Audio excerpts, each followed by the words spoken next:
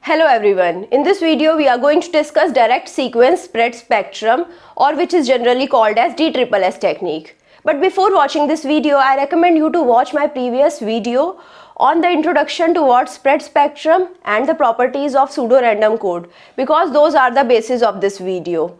So go and watch those videos first, then come to this video. Now about this video. In this video we are going to discuss the introduction towards DSSS technique. After that we'll be discussing about the waveform for the generation. After that we'll discuss about the mathematical modeling for this technique, and at last we'll be discussing about the block diagram in communication system. So now coming to the introduction towards DSSS technique. So if I talk about spread spectrum, if you recall, spread spectrum is a technique to enhance the bandwidth of the baseband signal with the help of pseudo-random code. So here also in DSSS we are enhancing the bandwidth of the baseband message signal with the help of pseudo-random code, which is generated with the help of a chip which has a higher chip rate, and with the help of this higher chip rate, I can generate a wideband continuous time baseband signal. So let's understand this.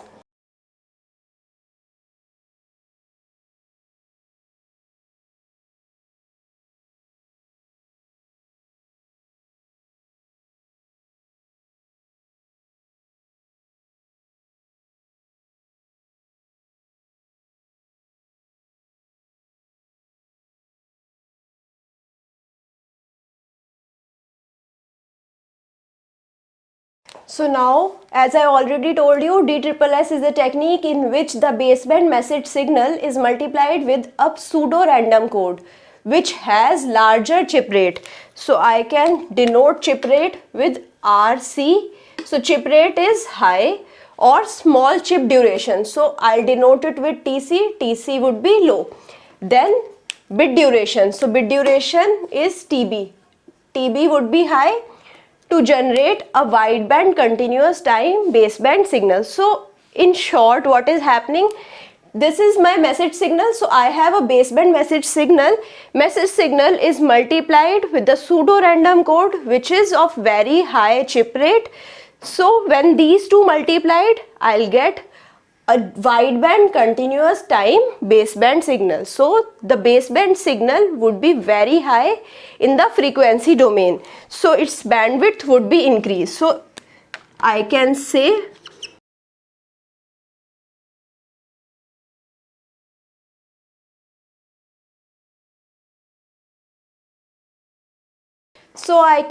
that the bandwidth of baseband message signal is increased with the help of large chip rate pseudo-random code.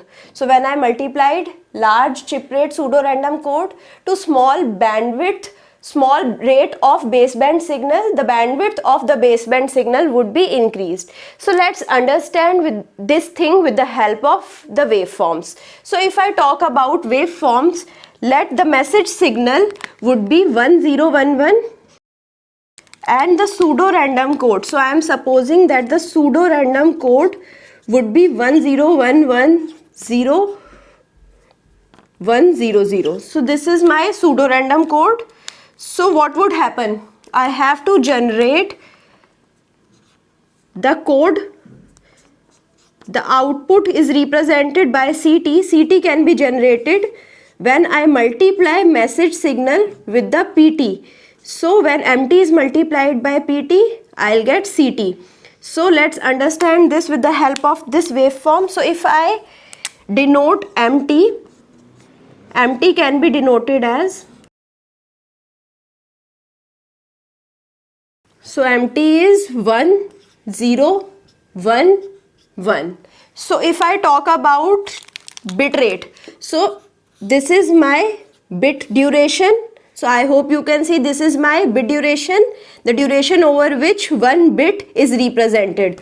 So here 0 is represented by this bit duration. Similarly here the bit duration would be this. So now I hope you are clear with the message signal. Now I have to represent the pseudo-random code.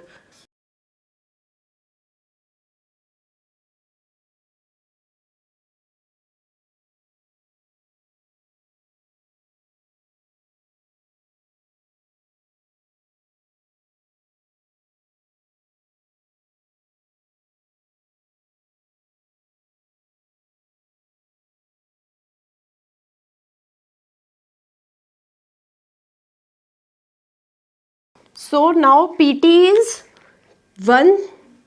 So I can represent PT as 1, 0, 1, 1, 0, 1,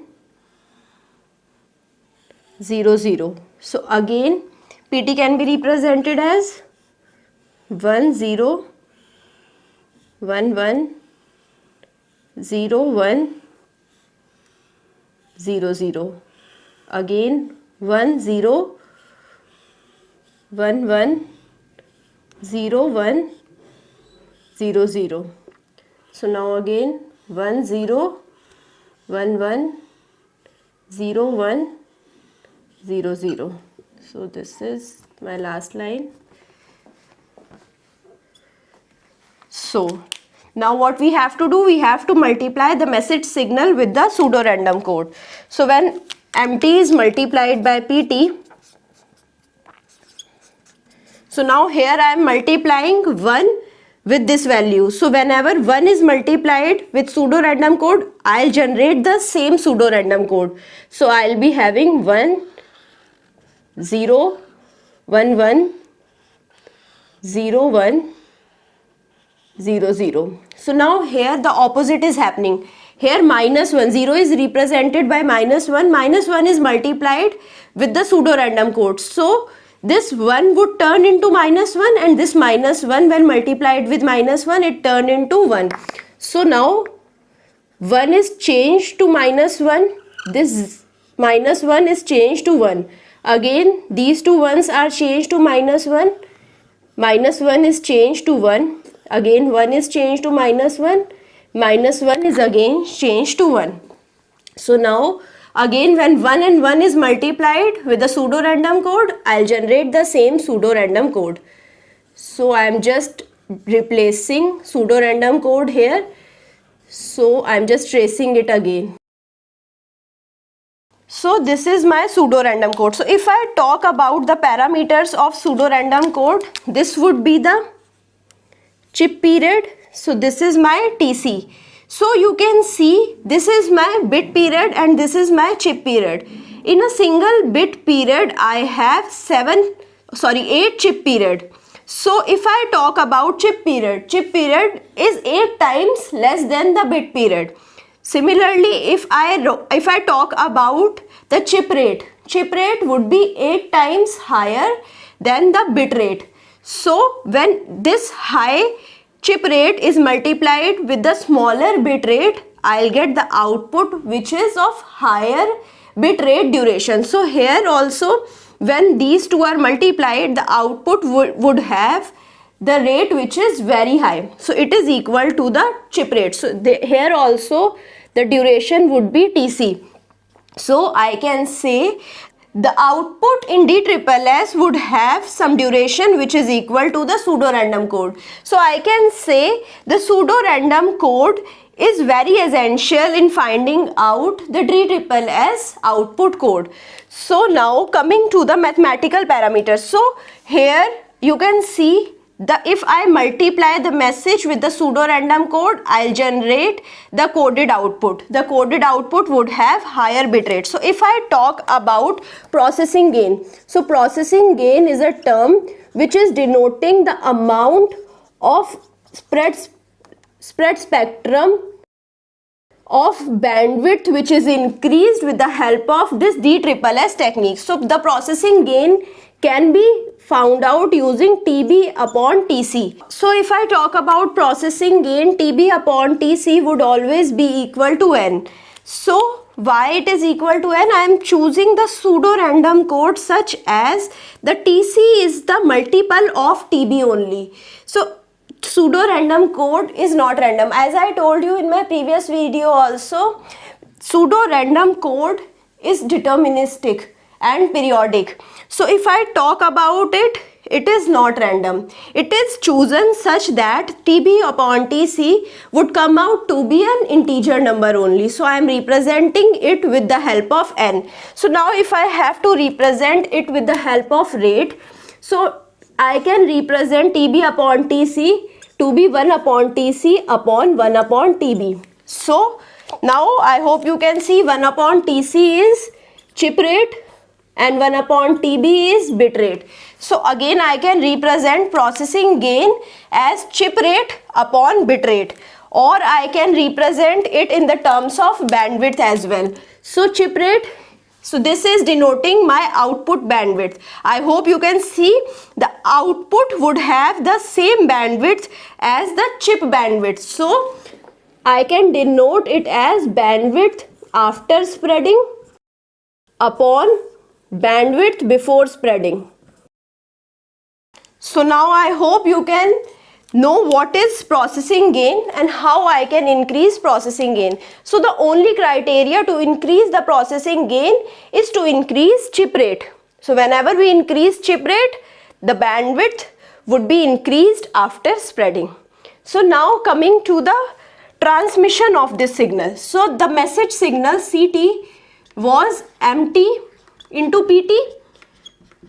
So now when it is transmitted to the channel, some interference would be there in the channel. So this is my channel. So if I talk about it, when the signal goes to the hostile environment, what could happen? Some interference they could try to add. So if they are adding some interference IT in the channel, so the interference they are adding at the particular frequency which is at the frequency of the TB. So they are adding some interference IT. So you should remember the frequency of the interference would be equal to the message signal. They don't know that you have done the spread spectrum technique on your signal also. So they are adding interference to jam the signal. So they are adding IT. So now what happens at the receiver side? I already told you at the receiver CT is multiplied again with PT. So this is my RT. So at the receiving end again CT is multiplied with PT. So let's understand this, how the reception would be happening. So CT is equal to MT into PT plus IT. So I am multiplying it again with the PT to get the RT. So now decoding it. So when I multiplied PT with both of them, so here I will get MT into P square T plus IT into PT. So what would happen? This P square T term is representing the autocorrelation of the pseudo-random code, which was equal to 1. So you can go to my previous video on the properties of the pseudo-random code and you can watch how the autocorrelation of P square T was equal to 1. So it would be equal to MT plus IT into PT. So you must be wondering that in the received code also I have this IT term. So how we have removed this interference? So let's understand this with the help of the waveform. So if I represent the waveform on the frequency axis and here on the y-axis I am representing the power spectral density. So this MT would be represented as this. So it would have the TB bit duration. So it would have the bandwidth FB. So now if I talk about IT into PT, IT into PT would be representing the spreaded signal, spreaded version of IT, spreaded version of IT. So how I can represent? IT would have spreaded and this is my IT. So this is representing my FI or bandwidth of the interference. So you can see I have now spreaded the interference signal and the message baseband signal is despreaded. So this is my message signal. Now interference is here only and I can easily recover my message signal from this interference. So now if I talk about the block diagram, so what is happening in the block diagram? So this is my MT. MT is multiplied with the PT and it is sent to the. So after the channel, the received signal, so this is my CT. CT is sent again to the multiplier where this pseudo random code is again multiplied to CT and we'll get the RT. So this is what was happening in the mathematical modeling. So when it multiplied, I'll get MT plus IT into PT. So this is the mathematical modeling. But when I talk about long distance communication, so long distance communication is a special case of satellite communication. So it's a satellite communication is an example of long distance communication. So if I'm talking about it, so in long distance communication, I cannot simply send my message signal multiplied with pseudo random code. I must have a modulation technique also. So I must have a carrier signal of higher frequency also, which can send my this CT signal to a longer distance. So here I'll be using modulation also. So I can say modulation is also used. So which type of modulation? BPSK. Binary phase shift key modulation technique is used here. So if I have to make the block diagram,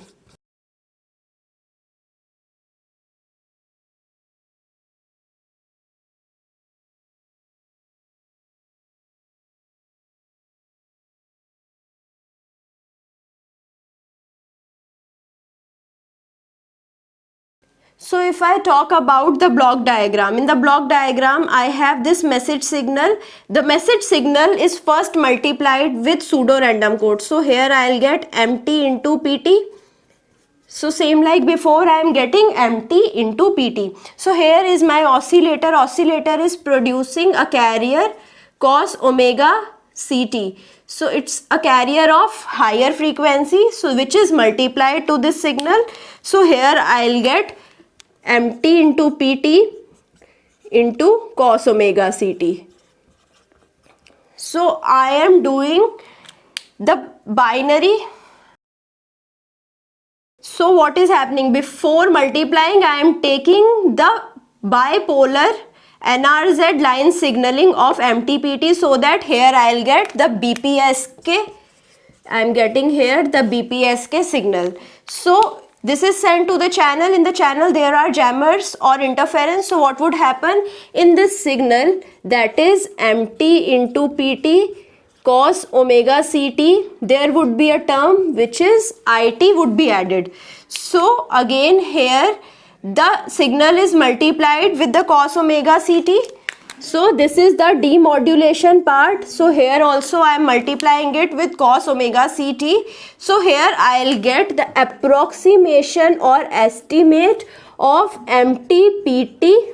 So here when I multiplied it with cos omega CT, the approximate or the estimate of MTPT can be recovered from this signal. So again here I cap T would also be present. So now some estimate of interfering signal would also be present. But now when it is multiplied with pseudo random code again here this interference term would be spreaded out and I am left with MT, the estimate of message signal. So now if I talk about the signal to noise ratio, so signal to noise ratio would be given by EB upon JTB. So you can go to my video on the BPSK modulation to find out how I was calculating SNR. So now if I am taking this pseudo random code to be of less bit duration. So if I am taking TC to be high, so N would turn out to be high. So if I am taking large processing gain, then SNR would be equal to EB upon J by N TB. So SNR, this N would go upside and SNR would increase. So whenever we have a higher chip rate, So SNR would be increasing, and so I hope you can see if this was my spreaded signal, if I have large N, the spreading would be more. So this would be the spreading. So you can see if I continuously increase spreading, so if I again increase spreading, the interfering signal would be this. So whenever I am increasing the N, or if I am increasing the chip rate, that time the spreading would be more, or the spreading of the interference at the receiver would be more. So I can easily detect my baseband signal from this combination of spreaded interference and the baseband signal. So this interference would be less affecting. So here it is less affecting my baseband message signal. So I hope now you understood all of the things which I wanted to convey about DSSS technique. I'll stop my discussion here. I hope you like this video. If you like it, push the like button, share it with your friends, and also do subscribe this channel. Thank you.